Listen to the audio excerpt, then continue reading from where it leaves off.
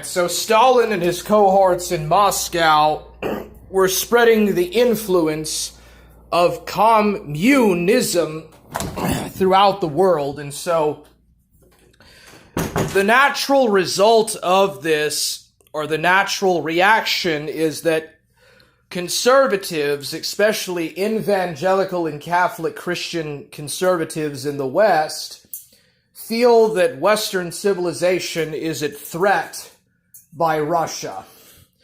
There is a conceived difference in terms of civilizations and influence of civilizations. Russia is seen as being a Eurasian country. Russia is seen as being a Eurasian country in the sense that it is both European and Asian at the same time. It is both Asiatic and European, and so it is a Eurasian culture that has Western influence from the Vikings and from Peter the Great and his reforms, but also Eastern influences from Eastern Orthodoxy, the Mongol Empire, and other types of Mongolian and Hunnic influences. So this type of uniquely Euro-Asian culture that is the Soviet Union and the dangerous, harmful contamination of communism is seen as very threatening to the West. But also another thing, too, is the anti-Christian, anti-Christianity nature about Bolshevism and the destruction and desecration of churches in the USSR that is highly perceived in a very negative light. So, in the years immediately following the Second World War, Russia's influence spreads into China, North Korea, North Vietnam, Laos, Poland, Hungary, Yugoslavia, Romania, Bulgaria, Estonia, Latvia, Lithuania, Eastern Finland, annexed regions of Finland that become part of Russia, Macedonia, Serbia, Croatia, Slovenia, Bosnia-Herzegovina, all of these countries fall under Russian control and dominance. So, the United Nations is created at the end of the Second World War in order to combat militant aggression and to maintain and keep a just and lasting peace. It has the same exact purpose as the League of Nations, basically, except now they're willing to actually have a backbone and to do military intervention. So, for example, in 1949, when the Korean War breaks out, the Korean Civil War, there is this impetus of making sure to go to war as soon as possible in a neocon sense, actually get involved directly and perform a retaliatory action against an aggressive enemy, and defeat this enemy with the least amount of casualties as quickly and as soon as possible, with a high dependence on technological innovation and military advancements in the field. This is a complete 360 from the 1930s, when the Western powers lacked a backbone to stammer Hitler on his expansion through Europe. So the sense is that we cannot make the same mistakes that we did in the interwar period. We basically gave Hitler a roadmap, kind of encouragement to Hitler at the Munich Agreement to invade all of these different countries and oppress the masses of these people. We cannot allow Stalin or Kim Jong, Mao Zedong, or Ho Chi Minh to do the same thing as before. So we've got to prevent this. So the United Nations creates a pretty competent, pretty determined, and pretty overall cohesive force when it comes to dealing with anti-terrorism, anti- or counterinsurgency actions of sorts. So, Operation Unthinkable happens at a time when most of the West is still just beginning to actually get their mindset that World War II is over, and now you have this threat of communism, this threat of atheistic, godless communism that is coming into the equation, and this massive Russian Soviet horde that stands on the borders from Staten to the Adriatic. So, as the Warsaw Pact nations begin to form in 1949, the United States, with Great Britain and the Commonwealth nations in Western European countries, create the North Atlantic Treaty Alliance, known as NATO. There is a lot of very strong Russophobia and anti-communism from right-wing conservatives. From 1950 to 1954, there is a wave known as the McCarthy trials, in which communists or perceived communists, or anyone so much as perceived remotely having any kind of connections to communism, is tried and arrested. So a bunch of people at various different government offices, places in high industry, places in the automobile industry, places in the cinema industry and movie theaters, people that produce movies all throughout Hollywood are convicted of being communist sympathizers and spies, and are arrested, put on trial, found guilty, and put into prison. Most of these people are later released.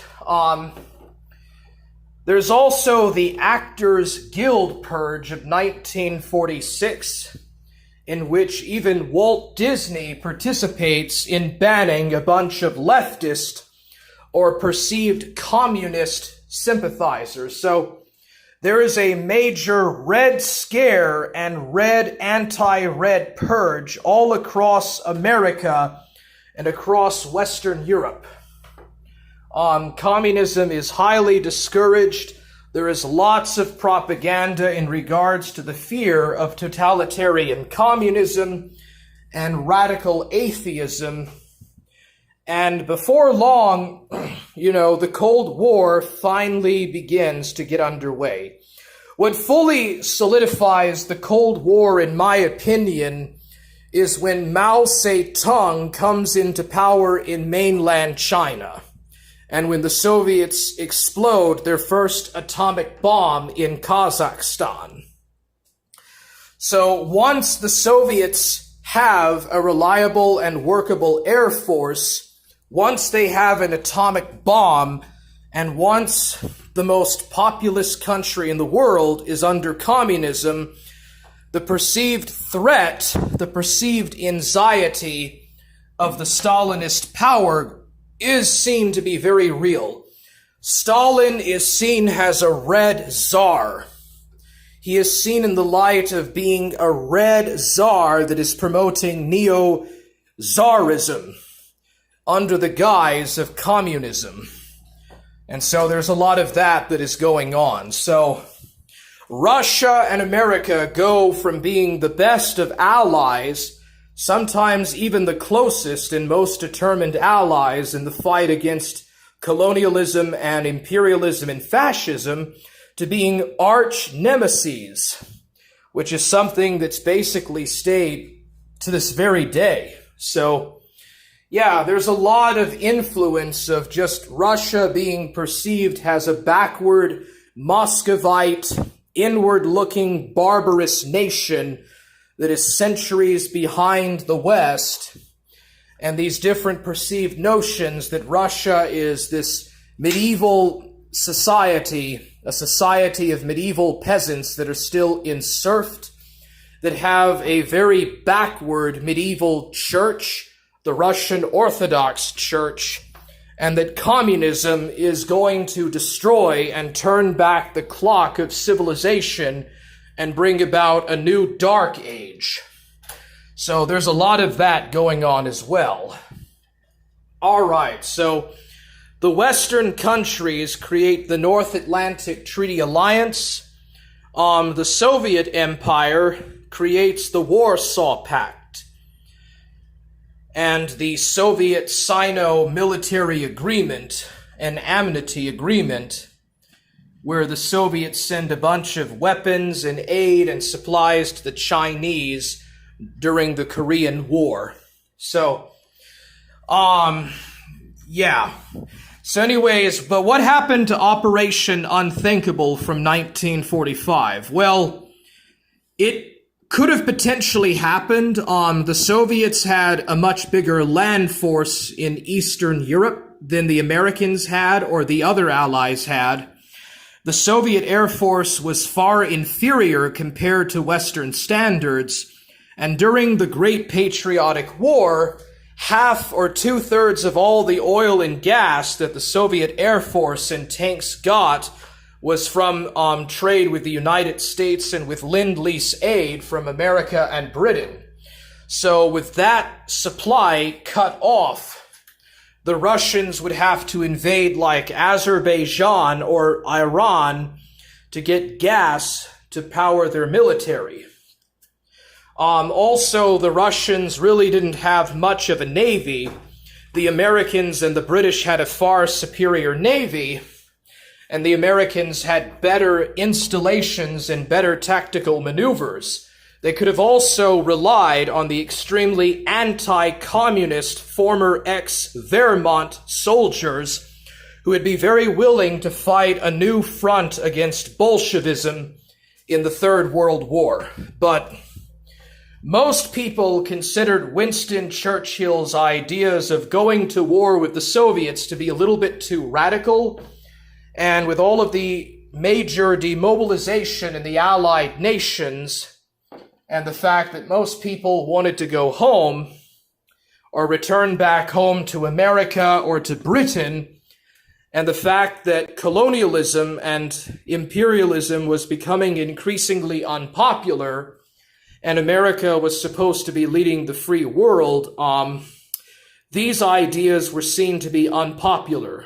So even though there was a great dislike and anxiety for communism, there wasn't really a big emphasis to attack the Soviet Union. It was seen as a very large, gigantic country, a huge, enormous landmass in northern Eurasia, a gigantic, enormous population of almost 200 million people. And it didn't seem very likely that America could totally win a war against Russia, that America could only drive them out of Europe. But in time, has Mao Zedong won in China, has the Soviets had an atomic bomb, and has the Soviets launched Sputnik and other space probes into the Earth's orbit, there was this sense of almost a Soviet invincibility that was a lot like the myth of the German invincibility in World War II. There was this false sense of a Soviet invincibility in the early Cold War. So I'm going to go ahead and end it there. Next time I will talk about America's economic rise and dominance and the tremendous amount of influence, cultural, political, economic influence America has on the world during the Cold War. So